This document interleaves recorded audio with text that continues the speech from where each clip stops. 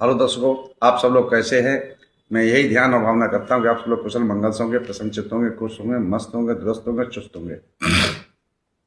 जैसा कि मैं हर रोज कहता हूँ कि फॉलो सब्सक्राइब करो न करो ये तो आपकी मर्जी है, पर ध्यान लगाकर, चित्त लगाकर, मन लगाकर, दिमाग लगाकर, माइंड लगाकर सुनते रहो, बस यही हमारी अर्जी है, बस यही हमारी अर्जी है, बस यही हमारी अर्जी है। तो जैसा कि हम लोगों की दंपति की गाथाओं का पाठ चल रहा है, आज के दंपति की गाथा है 223 और दंपति गाथा है 223 और कोदबग की तीसरी गाथा है। दंपति गाथा है 223 और कोदबगी के 3। दंपति गाथा है 223। तो चलते हैं इस गाथा को तथागत बुद्ध ने किस उद्देश्य पर, किस कारण और किस जगह पर, किस स्थान पर उपदेशित किया। चलते हैं उस कारण पर, उस उद्देश्य पर, उस कथा पर, उस व्यथा पर, उस स्थान पर, उस जगह पर। एवं मे सुतंग एकं समयं भगवा विहरति राजगृह वेणुना रामे।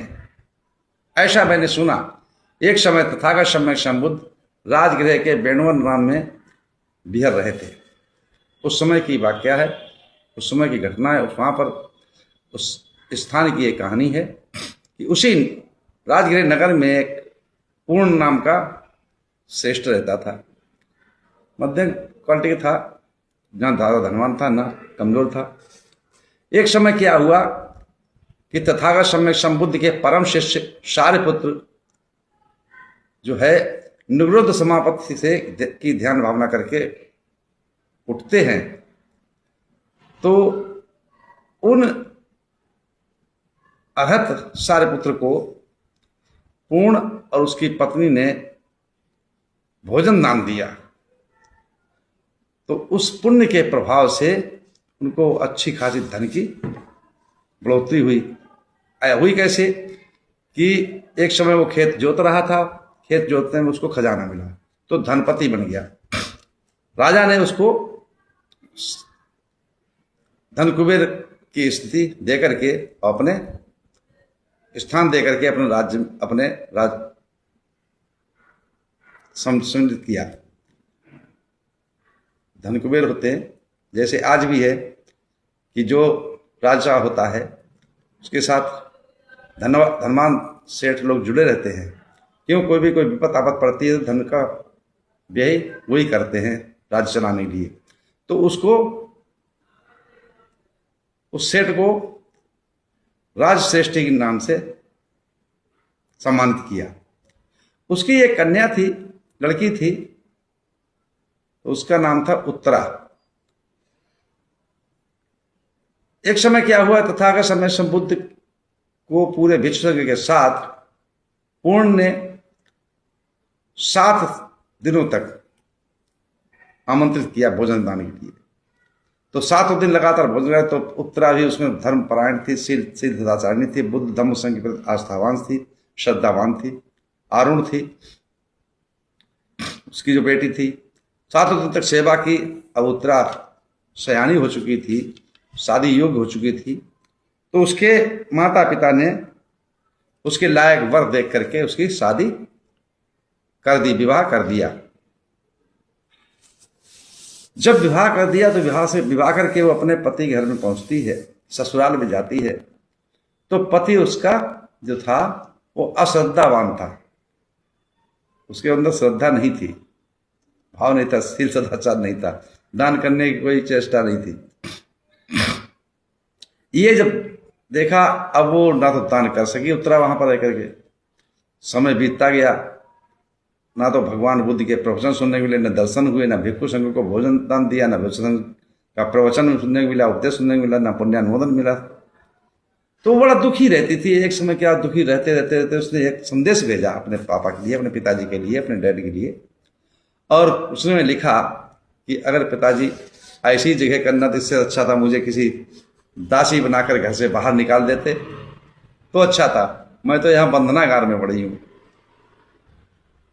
ना तो मैं जब से यहाँ आई हूँ ना तो मैंने दान करा है, ना भिक्षुक को भोजन कराया, ना भगवान बुद्ध के प्रवचन सुने, ना भिक्षुसंग के प्रवचन सुने, ना दर्शन किए।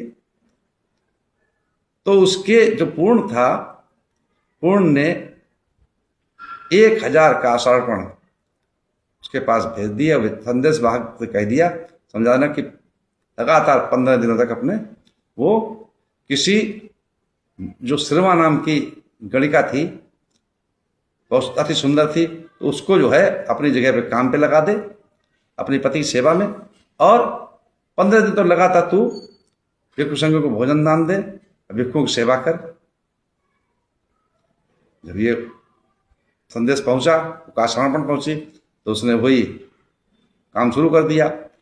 15 दिन तक लगातार, 14 दिन तक लगातार वो भिक्षु संघ को भोजन दान देती रही, आमंत्रित करती रही।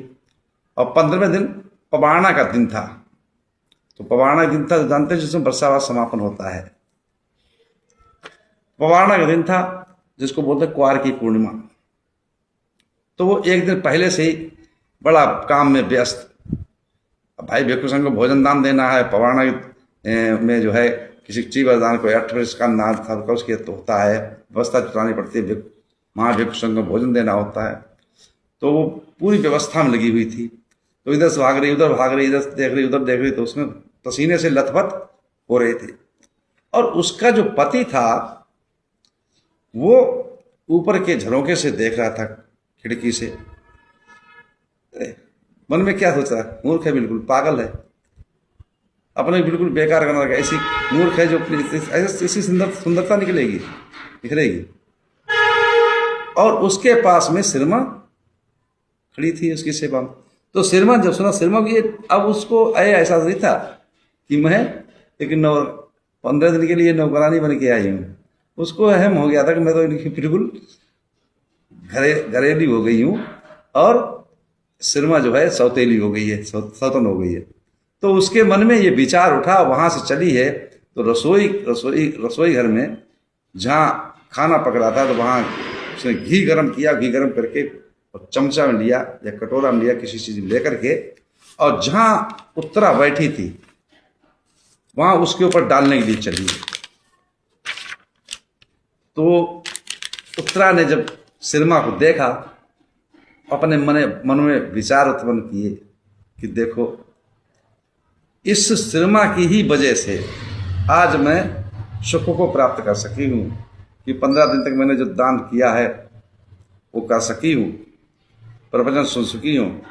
इसकी बहुत ही प्रशंसा की जाए तो थोड़ी है।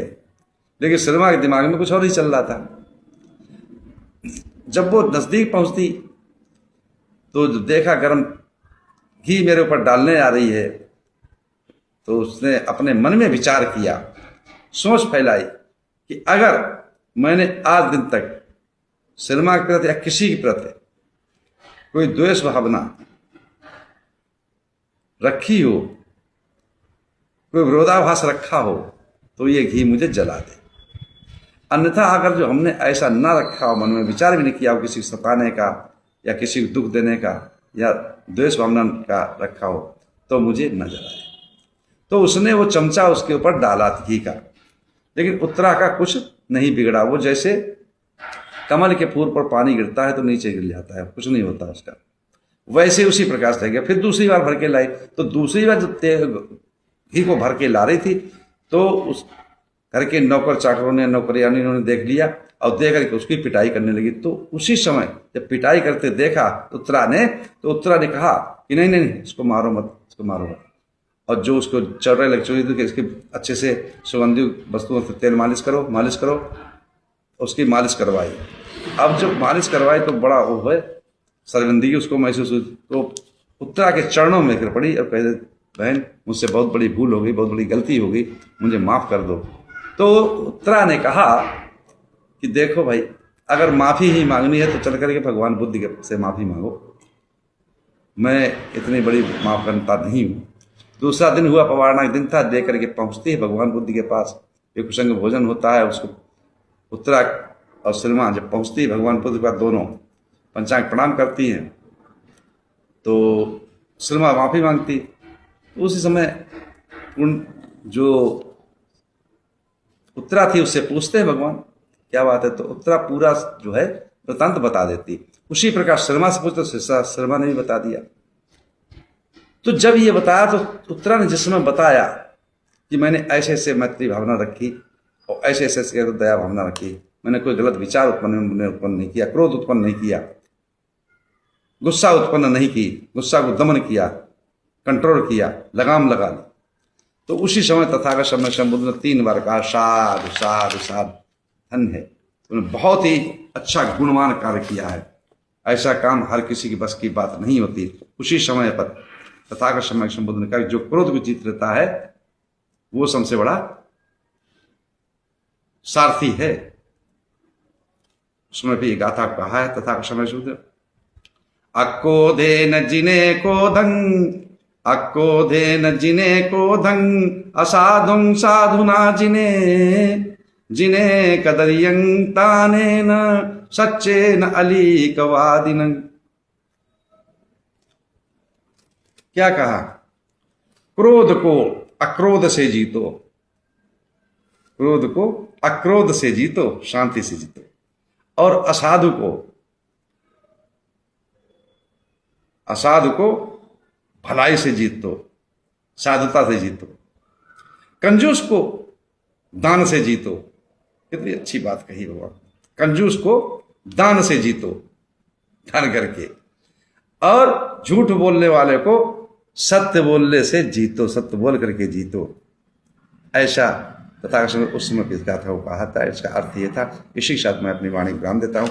आप सब लोगों मंगल हो, कल्याण हो, सुखी जीवन हो, योगी काया हो, दुख दूर हो जाए, सुख से वास करो, हमेशा प्रसन्नचित्त रहो। आप सब लोगों मंगल हो, मंगल हो, मंगल हो।